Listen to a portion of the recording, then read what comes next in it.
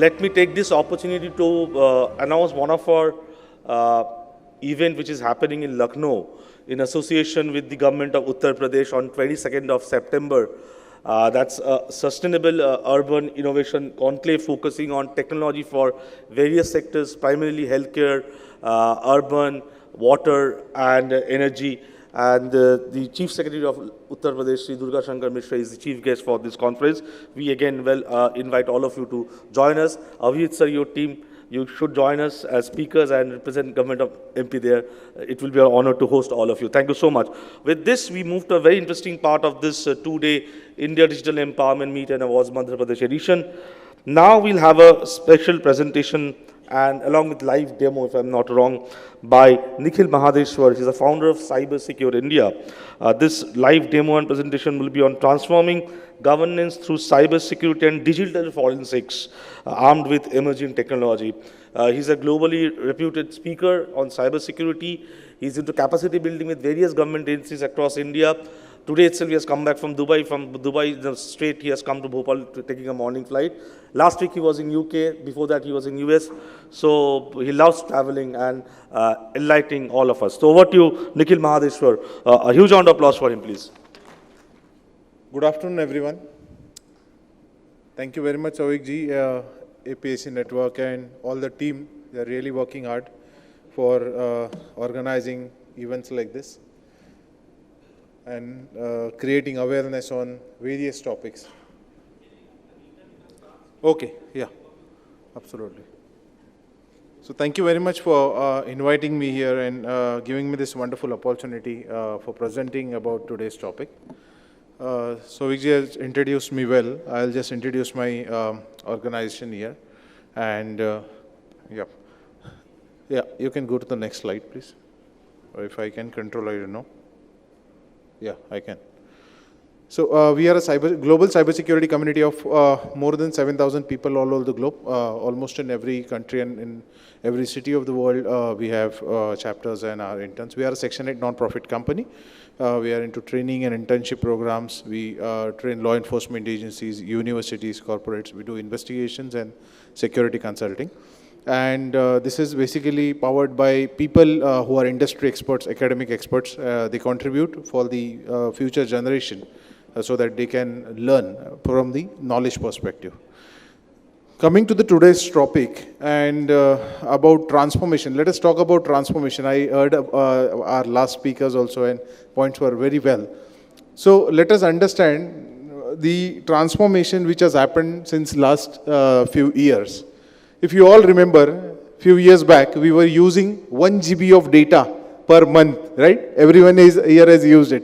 And at that time, what we used to do is we used to turn off that data when it was not required. And after, when it was required, we used to turn it on. Why? Because your recharge will get exhausted or you'll get overbilling on your billing phones. Now, is that the case? Now, how much GB of data we are using per day? 2 GB, 3 GB, and many people have unlimited Wi-Fi's and everything. So the consumption of internet has increased.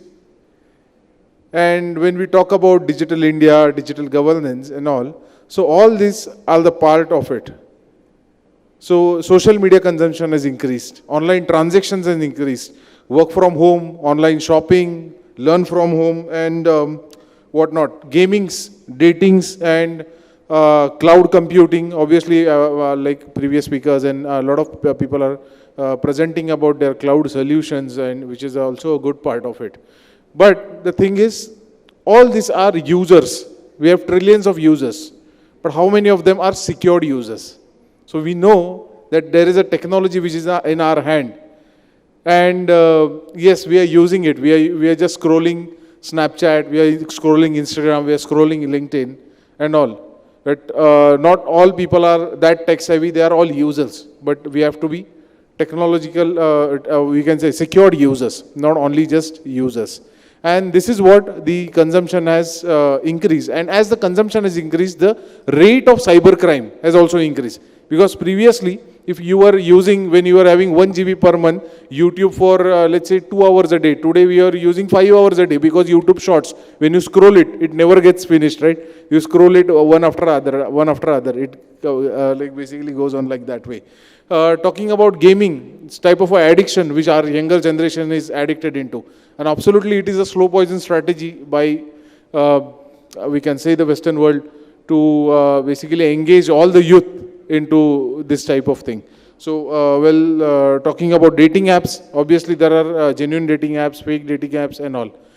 Cloud computing, obviously it has increased, the cloud solution has increased, but what about the security of it? That is also the question. So this is what the transformation has happened in last few years, that the increase in consumption of all this type of medias. Then let's see what are the exact threats, and before coming to the demonstration, obviously the demonstration is the most interesting part of this. Before coming to the demonstration, I'll just give you some brief about what are the types of threats. So let's talk about e-governance. So digital divide, what we say the term as digital divide, there are few people who are unable to use. So my previous speakers spoke about DG Yatra app, right? So, okay, if I am coming, I'm using DG Yatra, I know how to use it, but people who are not aware about DG Yatra, so that is what the digital divide concept is. Okay, they are still standing in that queue. Or now there is also one more category which says, okay, I know how to use all the online things, but not in a secured manner. And that is how they fall victim to any type of cyber frauds.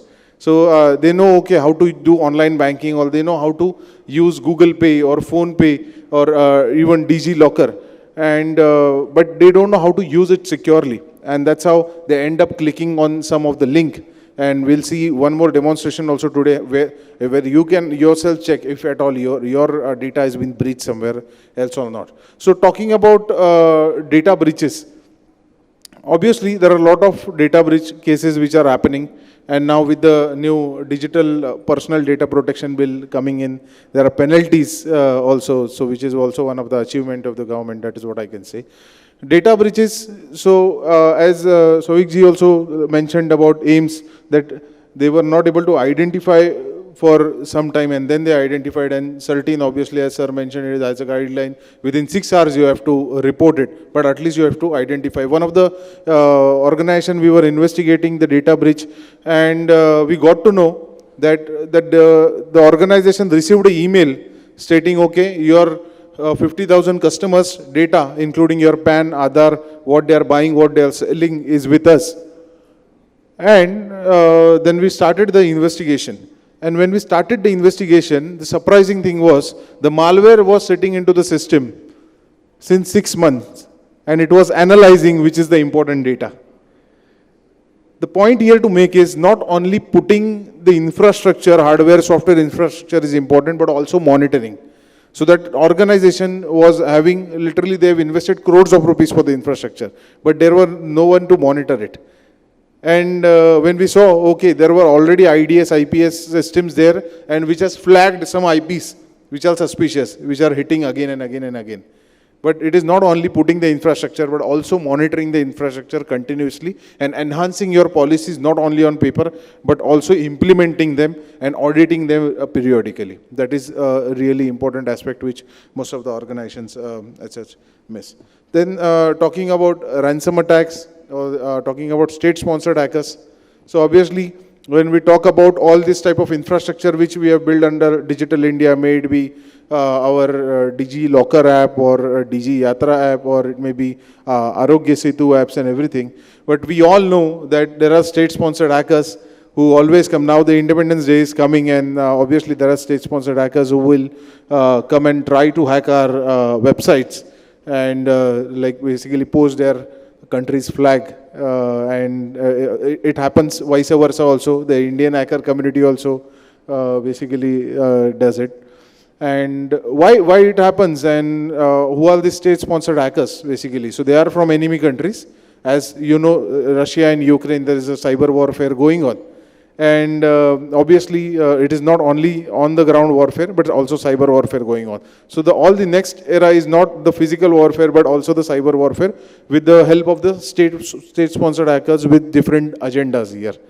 And that's the reason it's our responsibility also to enhance the national critical infrastructure, which is not only the offline infrastructure, but also a cyber infrastructure, maybe our data centers, maybe our cloud systems, and whatever portals the government is building in. And I will come to that also, what government is actually doing a very good job in that by involving all of us to help government to protect that. Lack of awareness is one of the things. However you develop any technology, if there is no awareness, then that would be an issue. And let us talk about accessibility. So currently the point is not all apps are accessible for all. When I say all apps are accessible for all, there are specially abled people. There are people who are unable to see. There are people who are colorblind. There are people who are unable to hear. So everything in digital India is getting transformed to from websites to mobile applications. And it is the expectation that everyone should have the equal opportunity to operate the applications in a similar manner. So the accessibility also should be very clear. So there are features in mobile like accessibility, and if everyone is not able to use that, so there are options basically which can be used to enhance the experience for specially abled people.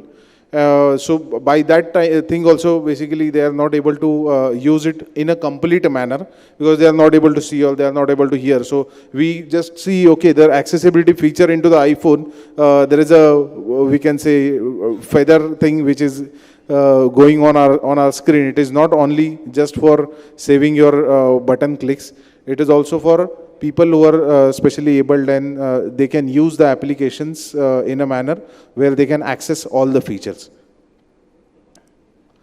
So when we say about encryption and our encrypted data, so is our complete data truly encrypted or not? We'll see a small demonstration. When we say about WhatsApp, we all get right message. WhatsApp message is what? End-to-end encrypted.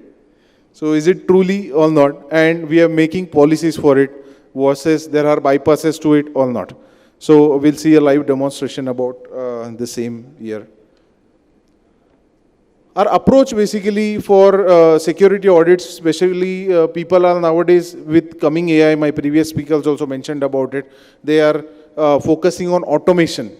Automated scanning results, and on the basis of that compliances are getting basically certified. But that should not be the case. Manual testing is also one of the part which obviously a lot of organizations are following, but also a lot of organizations are not following, that should get followed. Zero-day attack monitoring should be done. Dark web is a big threat to the nation because back then when Aadhaar data was leaked, back then when PAN data was leaked, all this data is available in exchange of few cryptocurrencies for sale. It may be banking data, it may be Aadhaar data. So all this type of approach for the security audits when it comes, so organizations or government should also keep in mind about dark web monitoring. That is really important. And human error, it's the biggest mistake or is the biggest loophole. We still have like habit of writing passwords on paper, keeping easy passwords, insecure passwords. Also when I say not using dedicated tools, so when we say, okay, I have a password, so let's do a practical demonstration here. Is this connected now, or like, are we able to do it? Okay, no, or oh, okay, that I can do. Yeah. So let's see a demonstration of how secure our passwords are, or how, yeah, you can just connect. Absolutely. And is there a tool available? Okay, there are a lot of tools available, but we never use that. For example, in our passwords, so we all know we should have a strong password. We all know that the password should not be guessable. And we end up keeping a password. At times, one password is basically kept to all the accounts. So that should not be the case. And how do you check if the password which I have kept is a secured, even a secured password or not, or it is in find in any type of data breach or not? Also the email IDs which we are keeping, or one email ID we are using to all the devices. So that one email ID, for example, we easily go and sign up to Zomato. Why? Because we are lazy enough to enter all the details in the sign up form. Or one sign up to Zomato via Google, or sign up to, we can say, Swiggy via Google, or Paytm and so on. But what if that data have been breached? And if that data has been breached, what all can go wrong? So I'll now go there and I'll demonstrate some of the email IDs there. So using one email ID, we are using one email ID everywhere. And we are signing up everywhere. So I can see, okay, I'm using Canva, sign up with Google. And this is how basically my email ID is compromised when Canva was hacked in 2019. My geographical locations are compromised when it was hacked in 2019. Or my username, my passwords. I was using Forbes. All this type of data is being compromised. I was using IndiaMart. So back then IndiaMart was hacked. And Paytm. Let's say Paytm was hacked in August 2020. My date of birth, my geographical location, my income levels, and my purchase history. So it's really my private data. My purchase history is really my private data, and that should not be leaked. So we all should actually have a check. We are just subscribing, and at times we are not using the service also. Let's say I'm using Zomato for one time, and then I am not using it. So you should go and revoke the access. You can go and change the credentials, but at least we should identify that. Then there are a lot of tools like, okay, you can go and check your password. So ideally what the most used passwords, basically when they are leaked, or there are a lot of sites where you can use. So most of the people, individuals who are not so aware, they keep their name as the password. So let's say I'll try my name itself, NIKHIL. So it will say, oh, it has been breached 20,071 times here. And you can go and just have a check. So now I'll say, no, now I'll not keep password as Nikhil, but I'll keep a strong password by adding one character and then the special character and then number. And that could be, everyone is very habitual to that, @123. So I'll do that, okay, and check. We demonstrate to a lot of banks and a lot of corporates, so they just have this habit of @123 or @321. So it is also saying it has been breached 313 times. So now I'll add some more special characters, which will say, okay, it's no punish found. So this is how basically when we say about password maintaining, so we should always have a dedicated password manager also to manage all our passwords, to basically keep our passwords in a safe manner.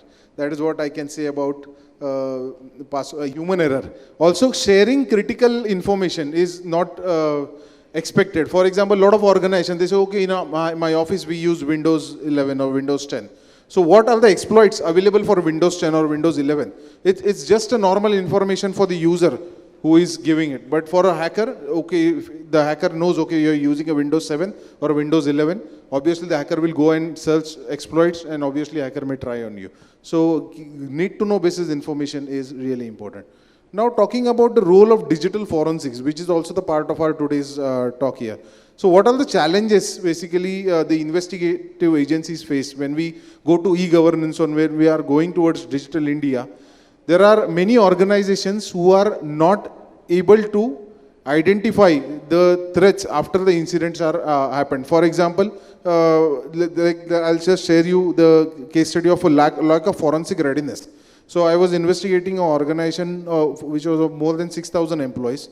They were using cloud after the COVID, and there was some data which was manipulated. For example, there was some folder which was changed, whose data was changed. Secondly, there was some Active Directory users which were created, and they got to know after 2 months that this activity has been done in the Active Directory. And now, as an investigator, when we go and investigate, try to investigate, the cloud configuration is by default. Cloud says we have a policy of storing the logs of 30 days. So it's a 30 days, the log is gone. Now you cannot investigate. So the cloud, so that is what you have to keep a forensic readiness policy. Whenever there is any type of, nobody can guarantee there will be no incident. But whenever there will be any incident, the law enforcement or organizations like CERTIN should have enough data at least to investigate. So it is also the responsibility of the organizations and not only the government, because ideally people end up in claiming the government. This is the like blaming the government rate of cybercrime, which is increasing day by day.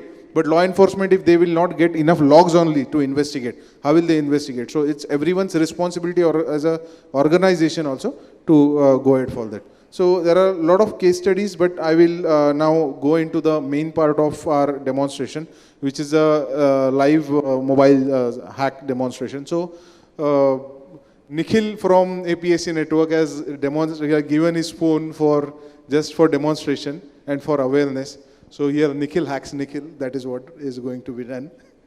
And what I wanted to do is, I want to demonstrate his phone, which he is having in his pocket as of now. And so how a phone gets hacked and all, everyone basically now knows here, but I'll just give you a theoretical information about it. So when you click on any unknown link, we all know we should not click on it. So he just clicked, or we have just taken his phone for the demonstration. And when there is some application which is coming from unknown source, or you can click on any unknown link, then also the application can come and get installed in the phone, and it can go into the stealth mode. Secondly, if like you are getting installed any of the application in your phone, there may be some other application which is binded with that application, and which can go inside. For example, I'll share you a APK of Paytm, and I'll say you will get 500 rupees free. And when you install that, okay, there may be something other which is getting installed with a changed package name. And even if you uninstall the original Paytm which I have given to you, this spy application has the capacity to stay inside the system. So now let us not waste more time. And I will ask some questions to Nikhil. If you can give a microphone to him so that he can answer. Or yeah. So Nikhil, if I'll show some of the data of your phone. Is this your number? First of all, the cell number, it's 7. And you're using an Airtel connection. Is that correct? Yes, that's correct. Now, let's actually see what is the contact. Yeah, Nikhil. Yeah. So, are these all your contacts of your phone? We give all the permission. Read contacts, read SMS, read microphone, read camera. Are these all your contacts? Correct. Correct? Okay. Do you have Sauvikji's number here saved, right? Yeah. Okay. SOU? VIK. Okay, don't worry, I'm not VIK, right? Not hacking your phone, Sauvikji. Don't worry. Okay, which one it is?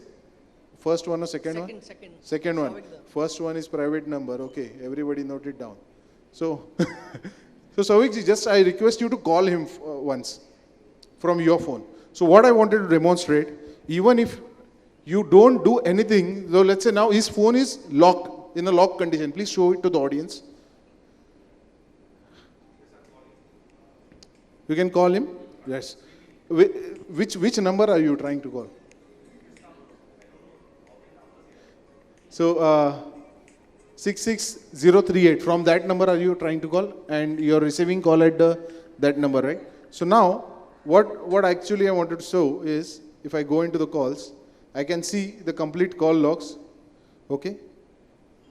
It will take time to load. And also the previous call logs, where I can play what he has spoken with, okay, ma'am, for 10 seconds, or the previous call for 27 seconds. Okay. And also the block thing, okay, it depends on the internet connectivity also. So it at least takes some time to get it blocked. But no worries. I'll move to the next part. SMS. We give permission, read SMS. Is this the SMS in your phone? Just check. It's today's message, which you have received at 10:33 a.m. Is this correct? Max Fashion Freedom Sale. You have received that? Right. Is this correct? Okay. So if I can read this message, attacker can read your OTP or not. And there are many cases which are pending into cyber cells, into local police stations, where the complainant is saying, I have not shared the OTP. At times I have not received the OTP. And in that case, every header, basically, if you receive a message, TM Access or what, TM HDFC, it has a service number. The attacker can block that. Attacker can receive a OTP here, and the victim will not receive the OTP. He will receive the next message. Thank you for shopping 50,000. And that's what the money has been debited. So this is what basically by read SMS I can show. So I'll show some more things. So now I request you to hold the phone in your hand, please, in the locked condition. And what basically we do, we give permissions of camera, microphone, right? Then we can say battery and calendar and everything. Can you see, I just clicked a photo. Did you realize that? And that photo will not be stored in your gallery. Can you raise the phone? Just let us click a group selfie. And we can see everyone here. Just don't move the phone or your photo will be blurred. Okay, yeah. So this is how, whatever angle he has, basically has the camera. So the front camera, same goes with the back camera. If you reverse the phone, I can show that demonstration also. Yeah. So just catch your phone. Yeah, thank you. So, and the phone is not flickering also. It is not giving you a shutter sound or anything. So this is all can happen. So now just imagine wherever we take our phones, and from our bedroom to boardroom, everywhere we take our phones, right? We can see a very clear picture. You really have a good camera, Nikhilji. It takes time to load. Okay. So everyone here is with a surprised face. That is also I can see. Also, there are many things to show, but I'll just now show few more things only. There are, the microphone can be accessed even if the phone is lying on the table. Whatever you are speaking, that can be accessed by the microphone permission. Now I will not open the complete thing, but I will just show the glimpse of whatever the data is present in your phone. You give permissions to media, right? So these are all your folders, right, in your phone. And the very important folder or a very private folder which we all have is DCIM, which has our photos, videos and everything. Okay. So is this your directory? I'm not opening it. Oh, okay. So if I go into the camera folder, I'm going only into the folder. I know your heartbeat is raising. Okay, and I can see what are the pictures in his phone which he has captured, and I can click on it also. And okay, just a minute. Depending on the connectivity, it takes time at times. But you can see all his directory, and obviously wedding invitation. There is a folder. There is some share it folder, wedding invitations, stickers and all. Now my point here to make is, the wonderful facility which government has given as DG Locker, we should use that. Why we should use it? This is the demonstration. We all tend to do a mistake of storing our Aadhaar cards, PAN cards, driving license, everything in our phone in an insecure manner. Now, even if you, okay, it opened, right? These are all your images, what are in it, your phone. I will not open it, it's private images, okay? Why I am saying, we should use DigiLocker. If we use DigiLocker and store all the data into the DigiLocker, even if I put a spy application in his phone, I will not be able to access the data which is into the DigiLocker. Because that is what is encrypted data that requires one more authentication. And that is what digital India has transformed, okay, obviously by giving such solutions very easily. You don't need to carry your driving license also. Now, the very important thing, we say, I just mentioned about WhatsApp, it says what? End-to-end encrypted. So when WhatsApp says it is end-to-end encrypted, yes, it is end-to-end encrypted. Or at times, I don't know. So if I click on WhatsApp, and I have to change it very, okay. So can I see few messages? Okay, I just switch the screen because maybe some personal things. Were they your messages? Yes, okay, I'll not go deep into it. So how is WhatsApp reading your data if it is end-to-end encrypted, sorry. So it is reading via notification permission. So you get notifications, right? Even if your phone is locked, you get a lot of messages.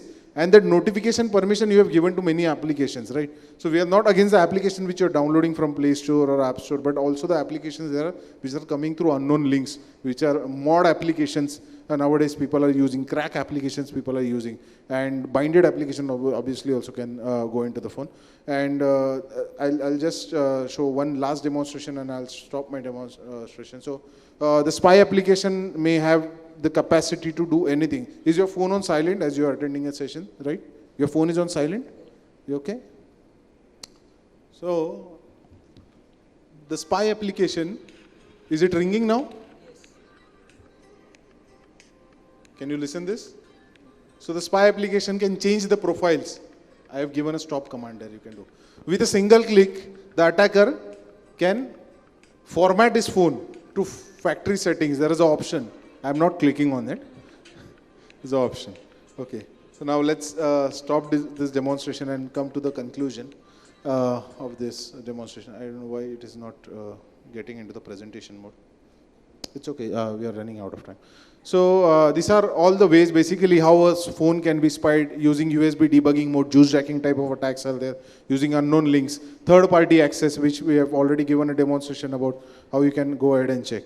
And if we categorize all the types of crimes which are happening with this digital world, we have categorized into 4 major categories. One is need. I need loan, and there are loan app frauds. I need job, there are job frauds. Then basically one is greed. I am getting my money doubled into crypto investments, and I am getting free gifts, and whatnot. In lust, people are watching porn online. They feel that they are downloading a high definition porn at a free cost, but you don't know what is bounded to it. Secondly, giving a wonderful example of lust is cases of sextortion. You get messages, hi, you are handsome. And then they send you, okay, click on this link, download that, and they record your face, and then they start blackmailing you, right? And there are many things basically which are compromised. There are many case studies. And there is threat. Your electricity will get cut off if you don't pay the bill. Your ATM card will be, we can say, discontinued or blocked. And there are many type of things. Now talking about what Digital India is doing, and the journey we have to take from Digital India to Digital Secured India. That is what the journey is. And what Digital India is doing, obviously there are a lot of programs like Digital Personal Data Protection Bill is the latest one. Hackathons, government of central government and state governments are basically organizing. Cyber Swachhata Kendra is one of the parts. Cybercrime Reporting Portal or 1930, it's a wonderful thing which government of India is doing, and a lot of cases or complaints are getting posted and a lot of issues are getting resolved also. That is also because like there are a lot of cases you can read in newspapers, okay, this data has been breached or money has been siphoned from someone's account.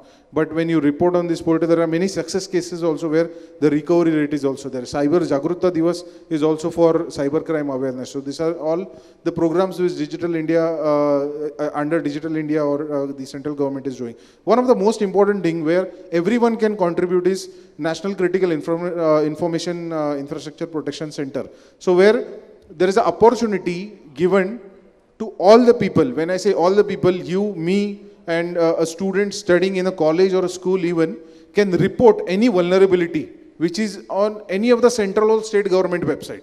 It may be Aadhaar site, it may be PAN site, it may be your some state government website where you have to fill some exam form.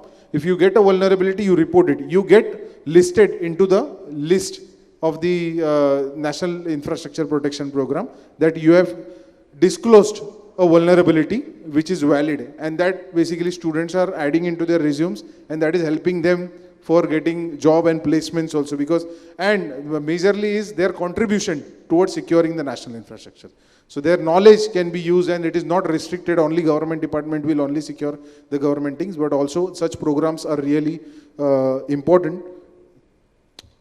I will just say, as a responsible citizen of the country, we should be responsible netizens. We should use internet responsibly. Thank you very much, Ovik-ji, for this wonderful opportunity. And if you want to connect me, you guys can connect me over LinkedIn and all. Thank you. Nikhil-ji, if you can come on stage, please. And I'm sure my colleague Nikhil is never going to give his phone to you ever in his life. I'll remove that, don't worry. But it was scary. It was scary what we have seen, and thanks for enlightening us. I have a question for you before we wrap it. You have done this in Nikhil's phone because you have installed that app in his phone before the demo started, right? But as a normal citizen, how we will understand whether that kind of software is already installed in my phone or not? Correct. How I can be aware of that? Yeah, so very nice question he has asked. And I think this question is in everyone's mind also. So first of all, we don't install paid antivirus application. So first, very basic cyber hygiene is to install a paid antivirus. Whenever we purchase a new phone, we put a scratch guard and a bumper cover and whatnot so that the phone cannot get damaged. Here, your data, which is critically important and most valuable, so for that, put a paid antivirus. Secondly, do not connect your phones basically to some unknown charging stations also. From there also, it can get hacked. Do not click on the unknown links. and go and keep checking. For Android, basically you can use APK analyzer if there are any type of packages which are unknown and which are installed. Secondly, there are highly sophisticated malwares. As you said, okay, I have taken his phone, but there are ways I cannot take his phone also in hand, and just by sending a link, even if he clicks, that can happen. We have seen the example of Pegasus. NSA has disclosed they have a malware, basically, I mean not disclosed, it was leaked, and it was available on Git, that they have a malware where even if your phone is turned off, switched off, they can access your camera and microphone because you cannot remove the battery. So with minimum charge, that can be done, and obviously that experiments have also been successful back then. So some symptoms, basically, as your phone battery is getting more drained or your mobile data is getting more and more exhausted. So if you are not using, so someone else is using that. Right. So the hacking can be done at the network level, at the application level, and obviously at the third-party API levels also. So it is similarly not only Android, but iPhone also can be breached by jailbreaking it and also non-jailbreaking it also. So there are many applications developed all around the world, as we do a lot of research with Center of Excellence, which we have tie-ups with all around the world. And without even touching your phone also, this is possible. Right. Thank you so much. And think about, we're talking about citizens' data. Think about the government data which is lying with government departments and ministries. And it is ultimately used by an individual, right? If he's not aware of the consequences of clicking to some other link, what can happen to that. And as Abhijit sir was also saying, it's time for all of us to come together to think about creating cyber awareness, because half of us doesn't know what to do, what not to do. So it's very critical that we all do something fruitful in terms of cyber security. Thank you so much. I don't think we have any time for question answer. We can take those questions offline. Yes. But huge round of applause for Nikhil Mahadeshwar, founder of CyberSecured India, who gave a live demo of how difficult times we are in. And thank you so much, So I think it's a rhyming of N word, because Nikhil Mahadeshwar gave a presentation. He used my colleague Nikhil's phone, and now I request Mr. Nikhil Dubey, Assistant Director, MPA CDC, to come on stage and give the memento to Mr. Nikhil. A huge round of applause for Nikhil Mahadeshwar. Thank you so much for joining us today.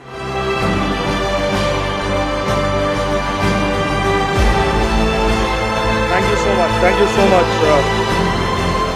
Thank you so much.